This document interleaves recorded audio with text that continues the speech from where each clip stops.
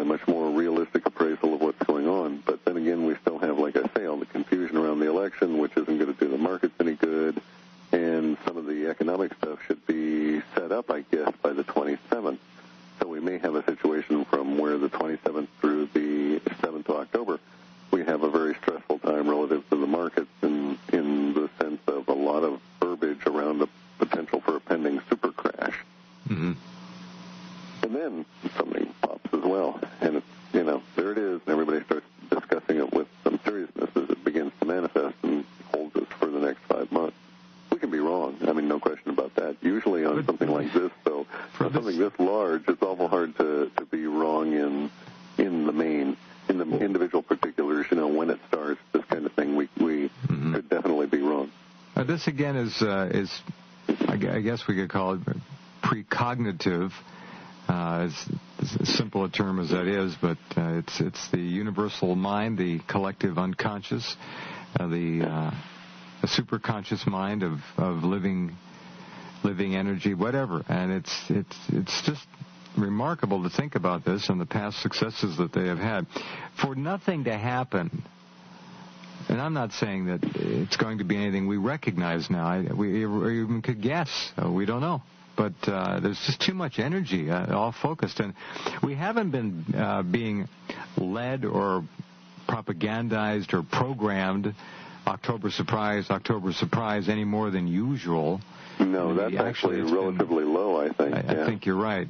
So this is being read at a different level by the collective unconscious and being reflected in the language on the net. And the language, again, that you've picked is literally October 7th, correct? I mean, that's correct. The phrase. Correct. And it's interesting because we not only have it as a stated day. So let me explain some terms. If we have an emotion, we might label that emotion as fear. But when we have that same emotion that is is written out, we call that bespoke, in the sense that that person bespoke the word fear. And it's not merely our interpretation. And we're getting this as a bespoke word in the sense that it would appear that in the future there will be words within the global media stream, articles written which reference October 7th, the same way we do with, for instance, the 7/7 bombing in London. I'm not saying a terrorist attack or anything, mind you. I'm merely stating how we memorialize or convert to an archetype the specific days. So we do believe that everybody will recognize at some point that it was October 7th that this all began. Now, it could be that we're looking at something, because we've had the language for a lockdown and this kind of a deal, we could be looking at something like a central bank lockup that would maybe start to manifest on the 27th. Everybody holds their breath to see what's going to happen to the global financial system, and then slowly on October 7th, it all lets loose. That kind of a deal. And not necessarily. A lot of people think political and potential assassination. Right. That's a logical thing, and there is an overlay there that works. But the financial indicators continue to suggest that we're maybe just at the end of the beginning of this thing, and it's just really going to pick up steam, and we're out of bullets here. You can't keep doing this, and it may be all over. Lehman Brothers is in trouble. The South Koreans, a big bank there, is going to buy a piece of them, I guess, to try to keep them on life support. I again, and I think we talked about this last time, I think it's really all over. I don't think there's any way to reconstitute, rehabilitate, or reformat this current game anymore.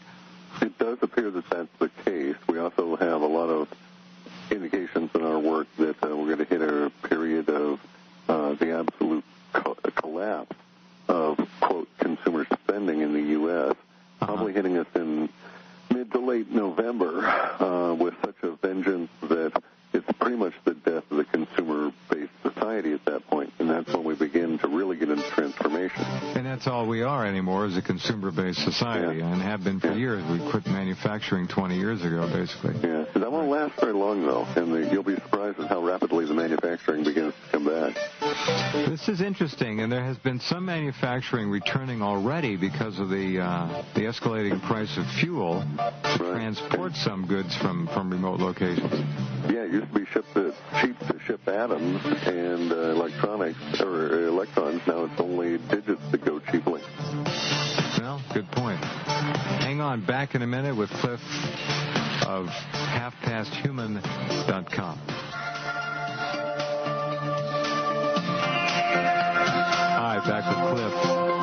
What about this winter, Clif? I mean, we've already answered the question partially, but are there any other memes showing up about extremely cold temperatures due to fuel shortages or anything like that? Yeah, we actually have had that since probably November, December of last year, that this winter would be exceptionally cold, and to the point where combination of the economics that are going to develop and everything would actually lead to some levels of rationing. As George points out, rationing can occur in two forms, either through government edict or through price, I guess not control, but being out of control. Right. And we're probably going to get that. We've had some strange language indicating that in probably the northeast of the country, we're going to get to the point where schools are closed due to issues providing heat. No heating, yeah. Yeah, and then, but also the reverse of that shows up later on in the data, indicating that these same schools would be reopened as shelters of last resort in some fairly nasty storms. Oh, and the heat of course, would be... I say we've just come through and have evidence now that we've just come through a whole month with no sunspot, which have been associated, of course, with modern minimum and some of the other many ice ages. Well, we know the global warming is a fraud, and the planet is actually in a very definite cooling mode. That's clear. It's very curious because we're passing gradually through the center or equatorial plane of the torus that is the dual torus that forms the Milky Way galaxy. And it could be that the magnetism itself, the incredible amounts that we're going to be seeing, might even slow the sun down and cause this to continue for a while. You can imagine it as the sun being a large gyroscope. It actually, relative to the whole solar system, it has 98% of the mass, it does not have the vast majority of angular momentum, which, of course, lies with the outer gas giants, theoretic gas giants, and the planets of Neptune and Uranus and former planet of Pluto. But the point being that if we looked at it as a gyroscope, electromagnetically driven, so to speak, and then squeeze it with a large magnetic field, one of the effects you find is that they will still maintain stability, but they'll slow down. Well, that's the work of David Talbot and Wal Thornhill, of course, who've been pushing the electric universe for what, 15 years. Yeah. 15 years. The first time I had Dave was on at least 15 years ago. Yeah, and I think they're right on with it. I concur with what they say. And to a certain extent, it's actually kind of good. Not for us in the immediacy. That is to say, our data shows we're going to have rationing, food supplies. In fact, even to a certain extent, we're now getting language suggesting the food chain breakage in several different areas, including fisheries and some land-based things, such perhaps we won't have the grain harvests that are expected next year by some serious fractional reduction, say a third or a fifth, something like that. Well, the bizarre thing about all that, Clif, and you know this, is that America's largest export is agriculture. We're selling off our food that our people are going to need here. Is bizarre.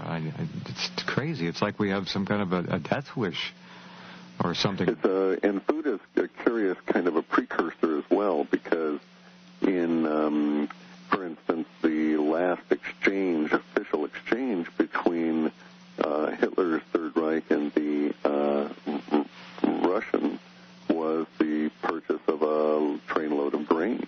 And then they cut off all kinds of contact with them and went to war. And just recently, of course, the Russians have decided, well, they're not going to accept U.S. of A. chickens anymore. No poultry products are allowed. They also shut down their gas supplies to Germany and Poland because of repairs. The message is quite clear. Is there anything in your data about World War III with the Poland missiles and Caucasus War and attacks on Iran or whatever? Nothing, huh? Not per se. We have the military running a little bit ragged. And we have military as a very large context that comes on up and maintains all the way through this release period. So we could be looking at the beginning of that. But if so, it would probably be akin to the assassination of Archduke Ferdinand in the 5 or 6 months that followed that prior to the actual outbreak of hostilities. It didn't immediately trigger World War I, no. Correct. But around here these days, of course, we don't have the luxury of slow communications to allow everybody to cool off. So in this case, we might see the assassination of the Archduke Ferdinand, and then day by day by day by day, the visibility of the whole thing happens to the point where there is no cooling off. Now, at the end of this release period, which is the 19th of February, we get a very small period, I think, of some 21 days or so of building tension language with little tiny bits of release language in there, and then another slight drop in the release language again, and that sort of stair-step shark tooth pattern continues for about 4 or 5 months, but most of that is around a combination of terra intrusions, maybe in the form of a global coastal event. Now, and that could be either too much water or maybe not enough water. There's rumors now coming out that in observational anecdotal evidence that we're getting new snow on top of old snow unmelted from last year in the Rockies and maybe even in the Cascades. Huh. If that starts and continues, then it actually builds up the very base for what could become new glaciers. And that process can be quite rapid. Right. So it might be possible that we would see a significant reduction in global coastal high tide by even, say, a foot or so, or the reverse. We still have all of the cracking of the glaciers and so on in Greenland, and that's going to impact us next year.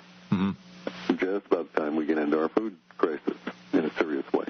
All right, looking back over the years you've been doing this, is this the you mentioned that this is unprecedented, a 5-month buildup like this, vis-a-vis the amount of release language and the intensity of it and the trailing on of it for so long.